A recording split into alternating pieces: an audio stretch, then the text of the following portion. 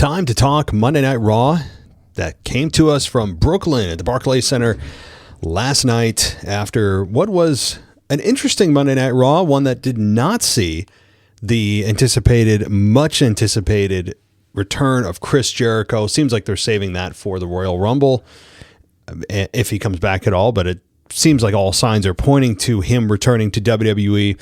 They just didn't do it last night, but I think it's coming.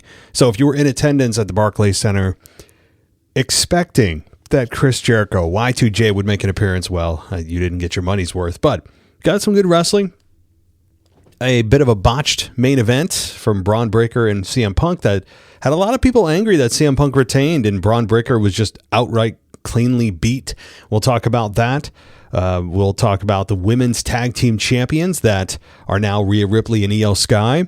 We'll talk about the new two-time Intercontinental Champion Becky Lynch, who ends up beating Maxine Dupree in a controversial fashion, which makes it all the more fun, I think. I know a lot of people are not excited about this. I don't have a problem with it, believe it or not, even if it is a bit of Becky belt fatigue going on. And we'll talk about all that. But first, a couple things. Number one, if you want to join us ad-free, patreon.com/WWE podcast. Good place to go. Not the only place, because you can also go to Apple. You can also go to Spotify and join us ad-free. Just search for the ad-free feed. So, other thing, and this is just totally off the cuff and free promotion for Chris Van Vliet's show. No affiliation. I haven't discussed anything with him, but I'm just letting you know, if you haven't seen the Stone Cold podcast that he just released, I think it was today. He recorded it about a month ago, but ended up posting it today, I believe. I watched it in its entirety with Austin in the most recent interview that I think is available for Stone Cold if you're interested in it, as he is now 61 years old. It's crazy. And he goes over a lot of topics. Chris did a nice job as he went out to Nevada and interviewed Austin for about an hour and 20-some minutes. And a lot of interesting little tidbits came out of that. Number one, his podcast might come back. Austin's podcast ended in 2020. He said he is really considering bringing it back, which would be awesome if you have missed the Stone Cold podcast or Unleashed. Really fun show, and it still continues to top the charts, even though it hasn't produced an episode in about 5 years. So that's an interesting tidbit. He was asked if he could go. He could still go, and Austin said he feels like he could, but he's not trying to put anything up. He's not trying to promote anything, but he feels like he could, but he says probably not, which tells me, hey, I think Saudi Arabia is going to open its wallet and open it wide and deep for Stone Cold at WrestleMania 43 next year, at the very least. I mean, we could see Austin this year, but more than likely, if you're going to be a betting man, Saudi Arabia might be the place to do it, because it's going to be a incredible payday for anyone that performs at that show next year at WrestleMania 43. Of course, that's just my speculation. He didn't talk about that at all. That's just my best guess going forward if you're going to look for an Austin match. He was asked about CM Punk and why he never wrestled him, or if there was and were plans for him to appear at WrestleMania 40. He talked about why there was never a Goldberg versus Austin matchup towards the end of the show. A lot of interesting tidbits and some good advice from Austin. And he said one thing that I want to briefly touch on here before we get going on the Monday Night Raw review, is that Austin said that today's product, without really saying it, you have to read between the lines, because he's trying to maintain a good relationship with WWE, and you can tell the struggle of words that he's having in his mind, that he's not a fan of today's product at all. And he's struggling with what to say and where to draw the line of criticism. You can feel the struggle. You can see it on his face, because he still is in the pocket of WWE. And if he wants to have another match, he doesn't want to be on the naughty list of WWE. You can see that. I mean, it's very clear, which I understand. I'm not faulting Austin whatsoever. But he did say that today's product, it feels too sleek, too perfect, and there's not enough flaws. That is an awesome way to put it. I have said, too, that it feels too produced today. It's too predictable. It's too structured, too formatted. But to say that it's too sleek is a great way to say it. There's no flaws. Everything is very produced. everything does feel, and despite the fact that Vince McMahon's been gone and a lot of us have vilified Vince, that he was the cause and root cause and the only cause of WWE's issues and all the things you don't like about wrestling is Vince's fault. Well, not much has changed, and in fact has actually gone down the Vince McMahon road even further without Vince, of the production and the promos, and now we have sponsorships, everything else. So sleek is a perfect word. It's too polished. It is too polished. It doesn't feel raw. It doesn't feel spontaneous. He even touched on, and you guys can go listen to the interview. I highly recommend it. There's your free promotion, Chris. Great guy, by the way. I've interviewed him on this show a number of years ago. So there's your free promo. But it feels, and nobody feels dangerous. Nobody feels authentically dangerous. There are a few guys approaching that, like Drew McIntyre, who has shown it at times. He talked about Brock Lesnar, but nobody feels dangerous. I mean, some of these points that are just so self-evident that we've never really thought about, Steve brought to light. That I was like, wow, yeah, that's really at the fundamental level a problem with the product today. But as he said too, everybody feels like their generation is the best generation. I still believe that today's generation is not the best generation. If you're looking for athleticism, I think it is. If athleticism and very polished production of the presentation of pro wrestling is your thing, then yes, today's product I think is your cup of tea.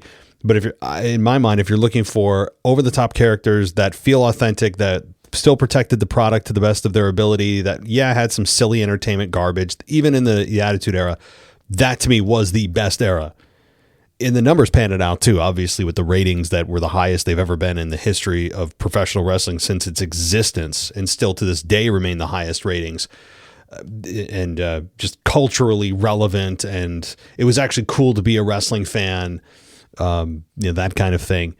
But Austin had some really good points. So just a free promotion there. Just wanted to talk about a couple of the things Austin did before I get going here on Raw, because I know I'd forget it if I didn't do it now. So back to Monday Night Raw that came to us from the Barclays Center. So let's start with the top of the show, as we do.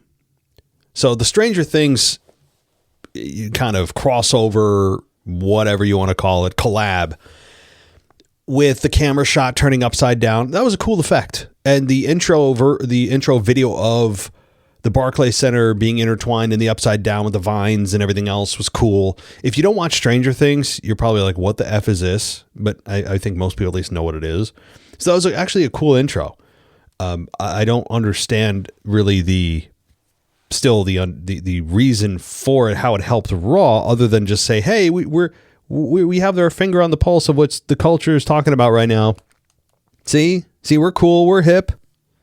I guess that's the reason. Some people were pointing, they have a contract with ESPN or whatever. Like, what does that have to do with anything? What does the contract with ESPN have to do with anything? That's outside of the purview of WWE's and the collaboration with Stranger Things. But nonetheless, we have, Cole and Graves come out from a Surfer Boy pizza cart from Stranger Things. And Cole talked about the shots of the Vision and CM Punk and the Judgment Day and Lyra and Maxine and Becky Lynch. Graves was wearing a Hellfire Club t-shirt and said they weren't in Hawkins anymore, and they welcomed us to Raw. Really nice intro. Again, very produced, very sleek, as Austin would say, not organic, very much rehearsed, whatever, right? Like, whatever. I mean, you could say that about every single segment in today's version of wrestling, but it was a nice intro. Well done. And you're thinking, okay, cool. This feels like a different version of Raw.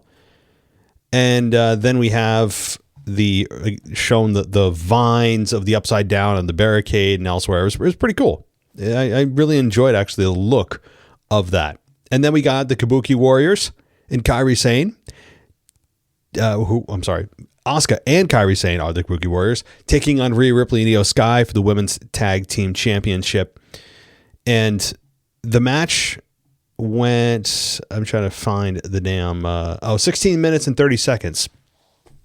That was the timestamp for this match that saw Rhea Ripley and Iyo win the Women's Tag Team Championships after Asuka ends up taking the loss here. How it happened was Sky getting the hot tag. Asuka caught her in an inside cradle, backslide, and kind of back and forth here. And then Ripley tagged in and put Asuka down with Riptide. Sky followed up with an over the moonsault, and then Sky hit Sane with a suicide dive while Ripley covered Asuka for the win.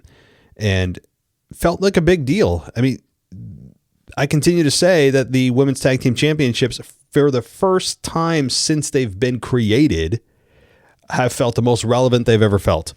Why? Because you have big stars chasing them. And it's not just been a week or a month. It's been several months. You have Rhea Ripley, who was front and center for every single women's championship match or discussion for months and months and months and months. Now in the tag team division, teaming with Iyo Sky, another former women's champion that had an awesome run as women's champion. You have now on the other side of things on SmackDown, Charlotte Flair, who, as we all know, since she was born, essentially in the championship picture, now teaming with a very likable Alexa Bliss that I have gone over many times, has really helped out Charlotte and Alexa. Let's be honest. I mean, it's helped Alexa as well get a lot more airtime than she might otherwise might not have gotten if she wasn't with Charlotte. And now, so you have big names teaming up that have really found some chemistry together over the last several months, chasing a tag team championship that has otherwise just been forgotten. At times, there has been no challengers for the tag team championships. How many times have you seen the women's tag team championships? You basically forget they exist, or the team holding the championship just disappears. Maybe the curse has finally been lifted on the women's tag team championship. Do we dare say that? Are we bold enough to make that declaration? We're getting close. If not, we're there. I'm still a little gun shy because of how long they treated these titles like garbage, or that they didn't exist. And now I think we're finally at the point where they feel like as big of a deal as tag team championships can feel. And that's not going to last forever. Things go in cycles. Everything does. But for the time being, it's fun. So, new tag team champions. And backstage, Adam Pearce congratulated Rhea and Iyo. And there was a Demogorgon model, and Gunther showed up, and he made his entrance and showed off a t-shirt that showed him with the John Cena in the sleeper hold, along with the words "tap like a," yep. And then Cole hyped the WWE podcast schedule, not mine, but theirs. You would think that they'd come after me for the name and like try to pay me for the name. I mean, I'm not using the official. I always say it's the unofficial because that's true. But at least, you think that they would try to sweeten the pot with my my domain. I mean, WWEpodcast.com is you would think, a highly sought after domain name by WWE. You would think. I don't know. All right. So let's continue. We then have the Stranger Things theme play as they show off items from the show on stage, and a graphic is shown in the show style listed. Chapter 2, He Who Remains, and Gunther was in the ring and with a mic, and he was booed, and he said he was asked by management to show a little bit of respect. You tapped out, and chant broke out. But what about some respect for me? He said. He talked about how he made Cena do the one thing he said he would never do. The man who made John Cena tap out like a little. And that's when AJ Styles comes out, and the fans chanted for him. And he once again said he made Cena tap out like a little. Yep. And then he said, "What is little AJ going to do about it?" And taunting AJ, Styles slapped Gunther. They went head to head. He said, "You ain't going to do nothing." And that's what I thought. And then Styles dropped the mic and exited. Again, now, according to Pro Wrestling Net, shout out to them. They do a great recap every week. They said, quote, "Simple but yet effective segment. I got a kick out of the live crowd remembering that Gunther tapped out at WrestleMania 41. Well, yeah, again, the crowd's trying to do anything they can to throw it back in Gunther's face. But I think the tap out of John Cena, all but erases, I think, the tap out to Jey Uso that was an abomination. You can go back and listen at the time, almost a year ago now. It was just a horrible decision, and it played out to be so as they stripped Jey Uso of the championship just a couple months later. But, I didn't actually like this segment. I'm a massive fan of Gunther. I like AJ Styles. But this one didn't hit with me. Demeaning AJ Styles as a little AJ Styles. I mean, that does fit, I guess, with what Gunther's doing right now, belittling people, talking down to people. So that one is okay with me. I mean, usually you do that to younger guys, not a grizzled 20-plus year vet that has shown time and again that he can still go. He's timeless. He's been world champion. He's put on 5-star classics. He's been in nearly every promotion. Worked with almost everyone. So it's not like that really resonated with me, the little AJ stuff. But the problem I had with this even more is on Gunther's side, where AJ slapped him and he just took it. Gunther just took it. Why? I mean, I guess that's the cowardly quote unquote heel, but Gunther is and does not have to fit into the typical stereotypical mold of being a cowardly heel. Not all heels need to be cowardly. It is possible. Not all heels need to cheat to win. You've heard me say that. I don't need Gunther falling into that mold. Gunther is a special kind of talent. Gunther's a guy that should be a killer, that people don't want to mess with, that they try to avoid. And AJ slaps him, and Gunther gives him the mean face. So, yeah, we're setting up for a Gunther-AJ match. It'll still see Gunther come out on top, I hope, despite the fact that this could be AJ's last year in a wrestling ring. I don't need another 1-year goodbye tour. Never want to see that again. I don't care who it is. Never, ever want to see it again. Oh, by the way, that reminds me, in the Stone Cold podcast, Austin all but said that the John Cena heel turn sucked. So, I mean, how can you really love the John Cena heel turn? It could have been so much more if they had more time and it was done earlier in his career. But even with the little time that they had, as we all know, because of the massive record-setting, incredibly embarrassing fumble that they had at WrestleMania 41 with the Travis and The Rock and no follow-up and all the rest of the chain. Like, we all know the story. Austin, without saying it, you could read it on his face, was just like, yeah, it was horrible. So, again, go watch the show. It's very well done and fun to hear Austin and see what he's up to as we enter 2026. Okay. So a video package of Maxine and Becky Lynch. Backstage, Ivy Nile was upset. Pierce told her they needed to go through, get through tonight and see who would be the women's IC champion, and they would figure things out. And so Nile's trying to chase the next champion. We then get Chapter 3. It's not just her saying it. So we're doing chapters here. If you didn't catch it on Smack or on Raw, if you just watch the highlights of Raw and not the actual show, they did the chapters for each segment, which it's cool to see the integration, but this, I am stuck in my ways. This stuff is just like, okay, Act 3, guys. Act 3 and action. That's to me what this says. I hate it. I will not budge on this, but it's for some reason an integration with Stranger Things. And Maxine Dupree and Becky Lynch then clash for the Women's Intercontinental title. The match went 11 and a half minutes with Becky Lynch winning. She won the Intercontinental Championship after Becky Lynch leaned back and held the bottom rope while she shielded the ref from the vision of her holding on to the rope, or for the sight of that, and she got the 3 count. And so she did the very thing that she's been complaining for months about with Maxine Dupree stealing the championship. She, in typical heel, hypocritical fashion, literally stole the championship in a heel fashion against Maxine. I think this was the correct finish. I do wonder if the Maxine experiment is over, or if the fans are going to still rally behind her, because if the fan support of her is truly deep and it wasn't a one-time thing, the fans are going to get behind her and want her to see her recapture the belt from Becky. They're going to want to see her get revenge. If they don't, the crowd reaction is going to tell the story in the next couple weeks, where it's just kind of back to the way it was. Like, oh, hi, good to see you. Can we get somebody real in here to take the belt from Becky? We've seen this, So the crowd support over the next couple weeks is critical for Maxine Dupree and her, I think, her success moving forward over the next several months and what she does. So I enjoyed this. Great finish.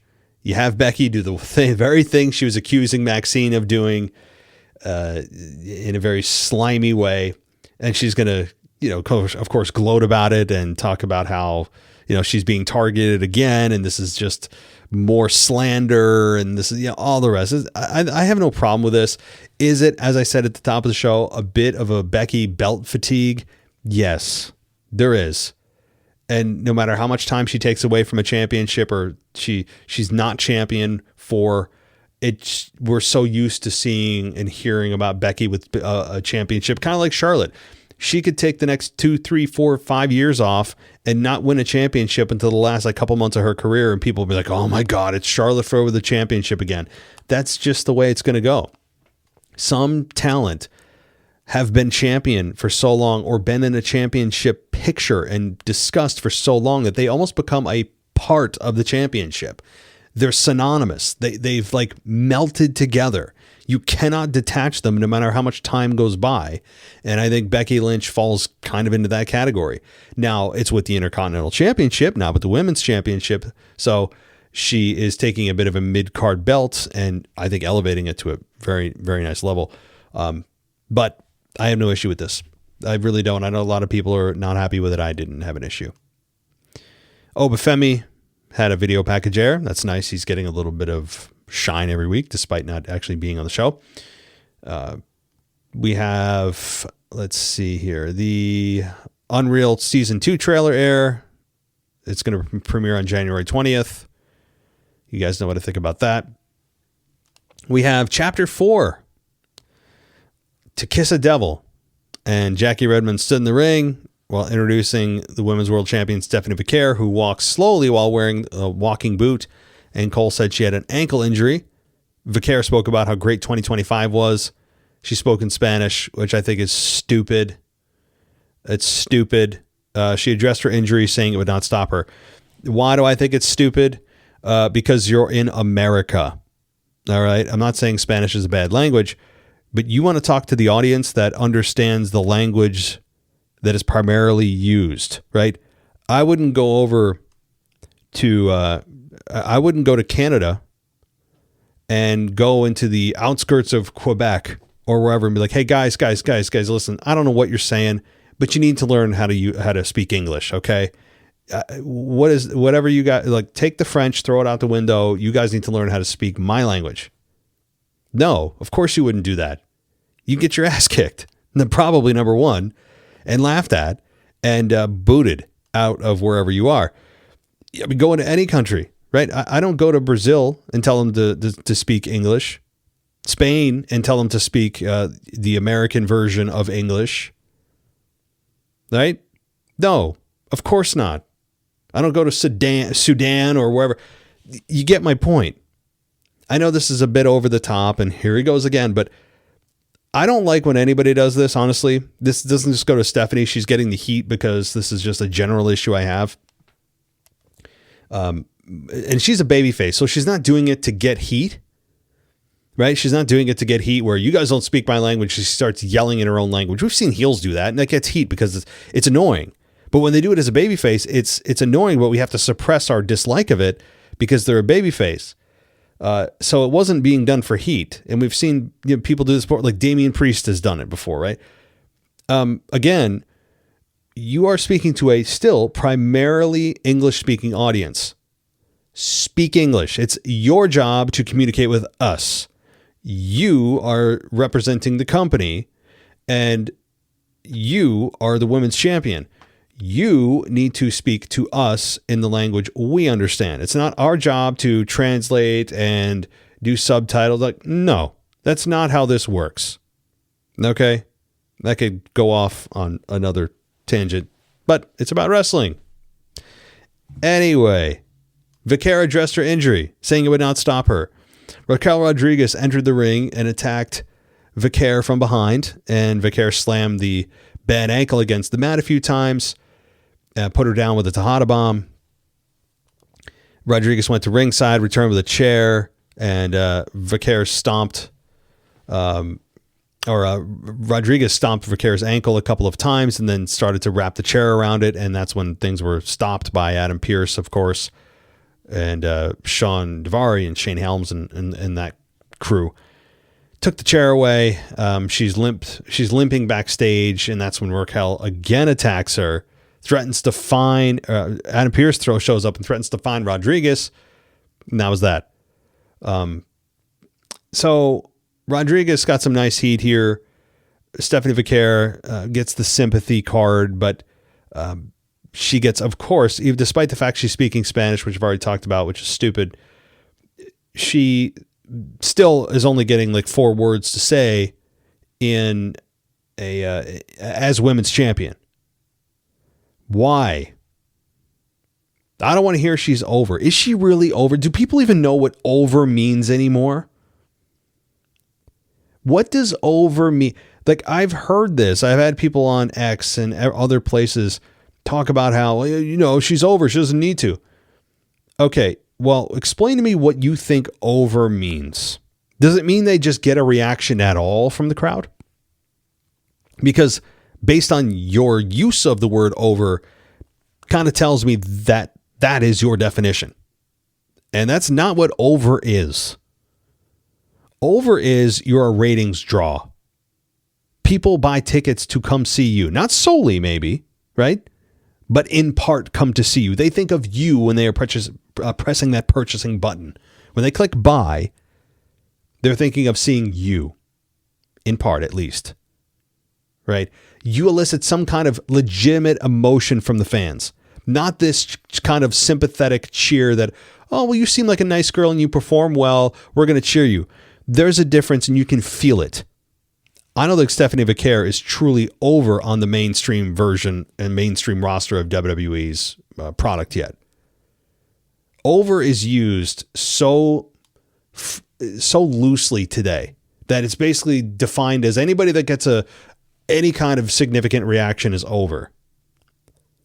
I would say no. I mean, having a reaction is important, and it doesn't have to be blowing the roof off the place to be considered over in my mind, but it has to be consistently,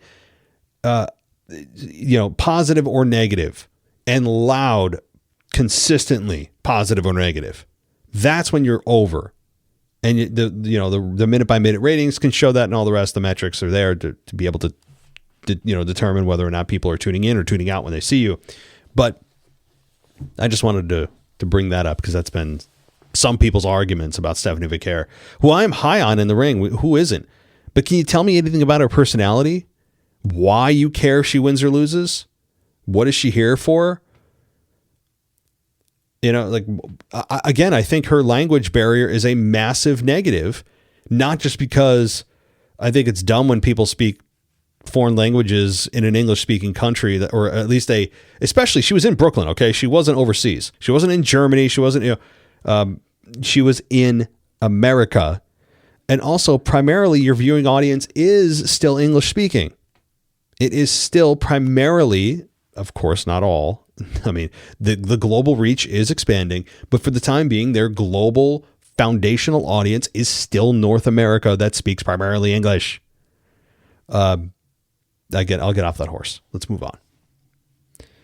So let's see. Chapter 5, we got Hellfires Collide.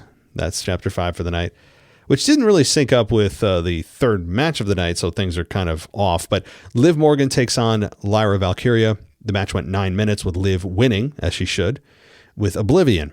A really nice, by the way, a nice Oblivion taken by Valkyria. She spiked her head. I mean, anytime they do the spike DDTs or it's intentional or not, always scares the hell out of me. Because you're just looking for the X to go up, or you're looking to see did their head actually hit the mat. Like, those are scary moves, and they look awesome. but damn, like, fractions of an inch can mean you're a quadriplegic, or it could mean like looked great and it didn't hurt at all. So, but the match ended with Perez hitting Bayley with a cheap shot and dumping her into the timekeeper's area. Bayley grabbed a chair, chased Perez to the back. And that's, as I mentioned earlier, where Morgan hit Oblivion on a distracted Valkyria.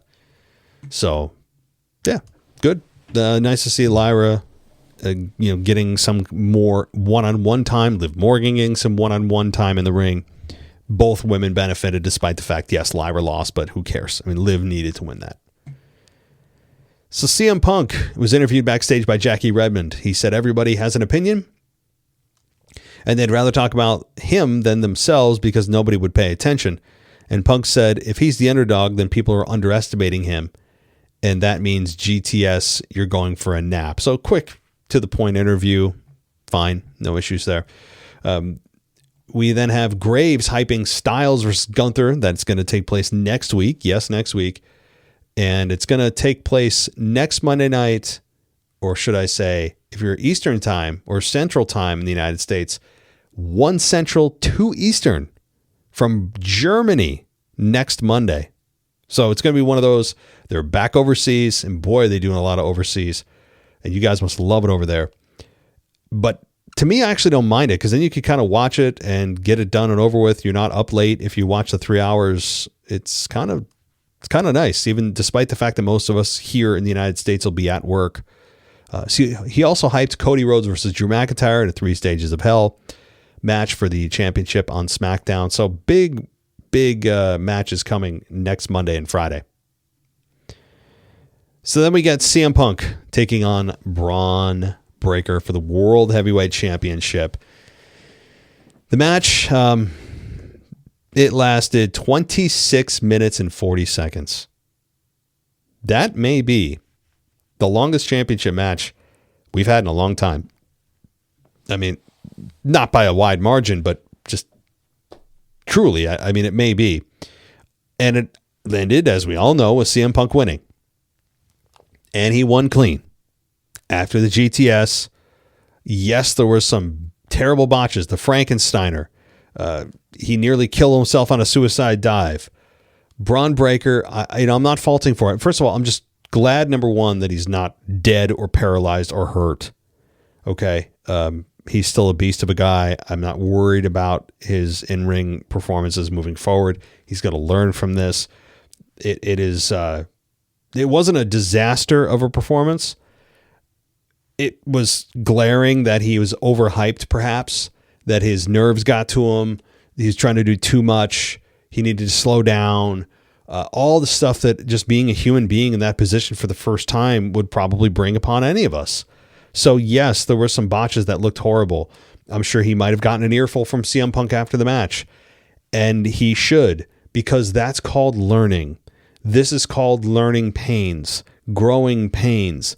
That's what you get with a talent, the caliber of Bron Breakker that we know is eventually going to be champion, that we know right now could be champion, and still put on the performance that he did, which I think was overall, outside of the botches, was still very good, and it did see Bron Breakker lose.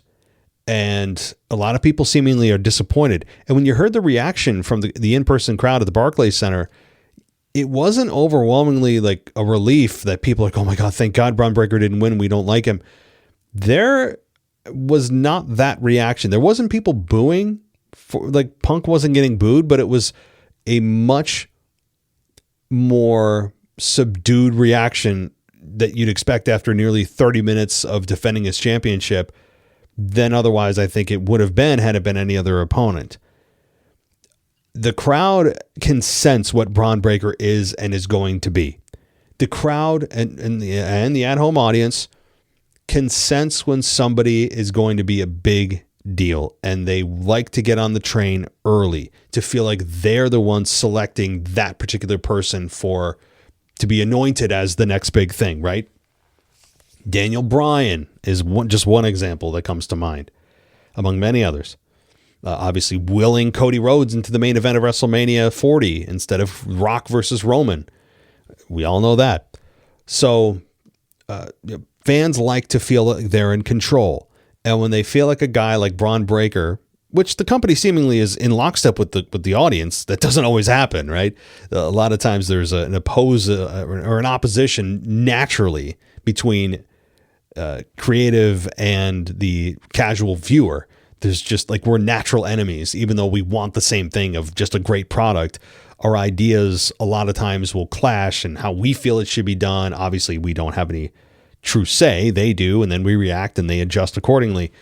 So it's a bit of a juxtaposition there. But in this case, I think everyone agrees that Bron Breakker is going to be a big deal. So it's hard to boo a guy that has also shown over the last several weeks that he is pretty damn good on the mic. Not as good as Punk, but that's a crazy high bar. But he's incredible in the ring. We know what he's going to be. CM Punk beating him clean is another issue that a lot of people have. Is it surprising based on WWE's booking? A little bit, because I was expecting maybe a Chris Jericho, or you're thinking like that. You're thinking wacky stuff. You're thinking interference from Logan Paul or Bronson Reed or Paul Heyman or Austin Theory, and we didn't really get any of that. Punk won clean, and he won clean against WWE's top prospect that they have anointed. I mean, outwardly, not internally, not dirt sheet reports, outwardly on the mic many times. This is your future multi-WrestleMania main event guy, and Punk still beats him clean. I understand people's concern about that, but you know what? I actually agree with this decision. Here's the thing. Fans today have a shorter attention span than they ever have in the history of humanity, right? Our news cycle. Look at the news cycle. No matter how tragic, no matter how horrible, whatever scale of the tragedy is, right? Hundreds of thousands of people could die in a tsunami, and they have in the past. I mean, I was alive in 2004 when the tsunami wiped out hundreds of thousands of people.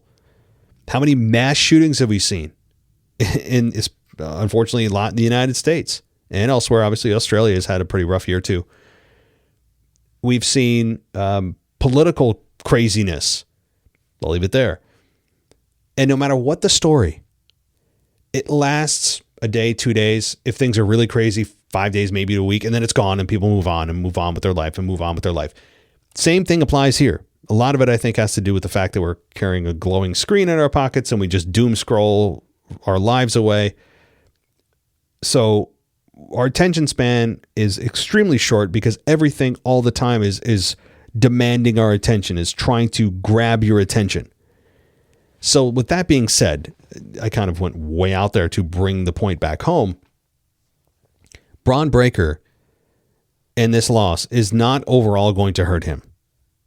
He was put in the main event of a big Monday Night Raw in a championship match with one of the biggest stars in professional wrestling, and he lost after 26 minutes. There's nothing to be ashamed about there. He's still extremely young.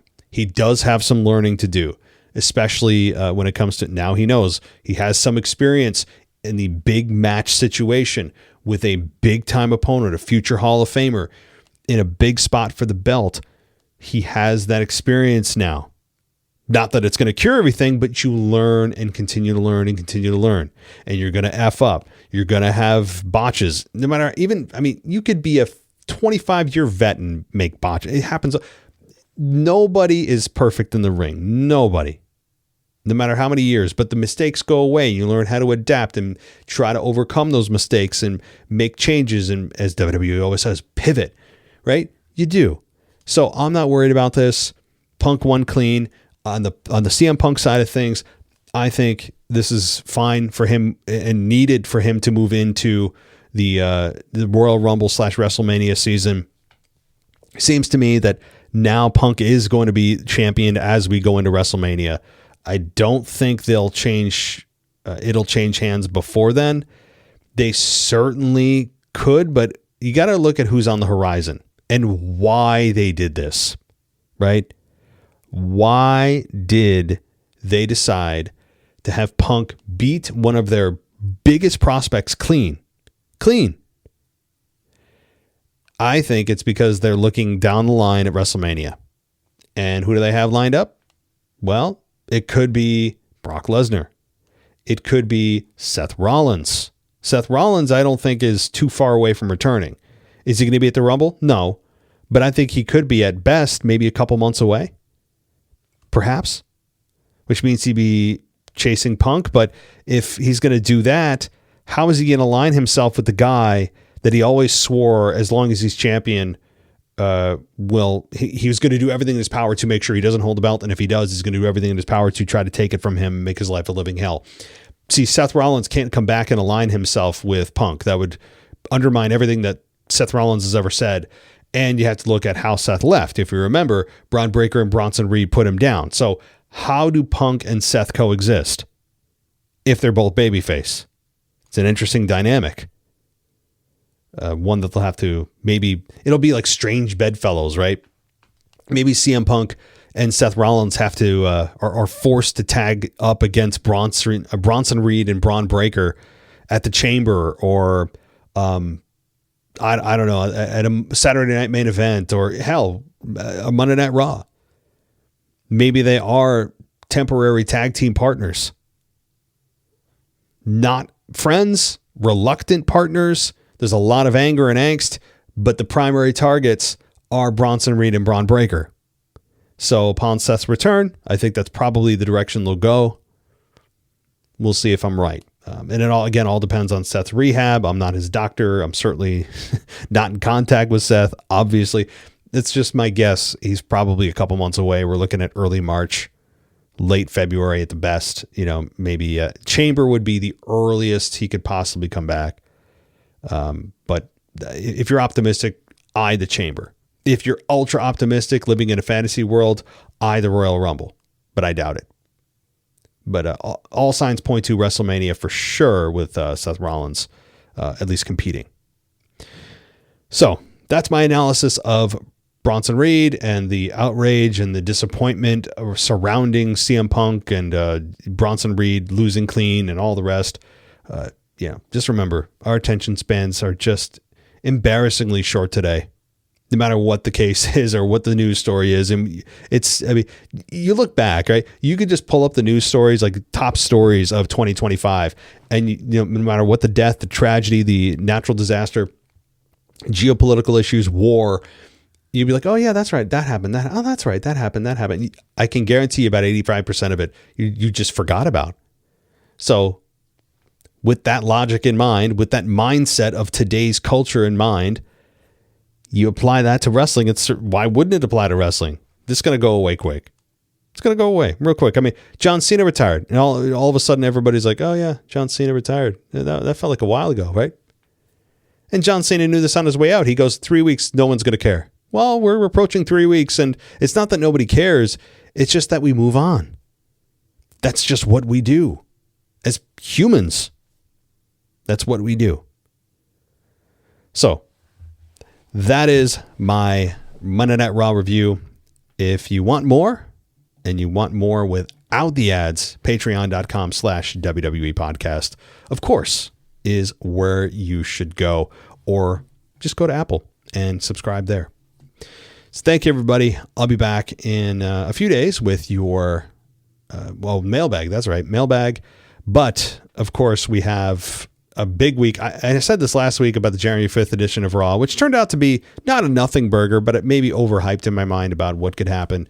But next week, championship matches, 3 stages of hell, big week in Germany. So if you're in Germany, buckle up. Thanks, everybody. We'll talk soon.